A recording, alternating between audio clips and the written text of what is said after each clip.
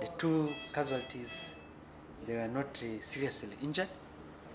They just had minor bruises and cuts on the face and in the arms. Other organs and other parts of the body were really fine. They didn't have serious injuries. They are not in a critical state. They are stable.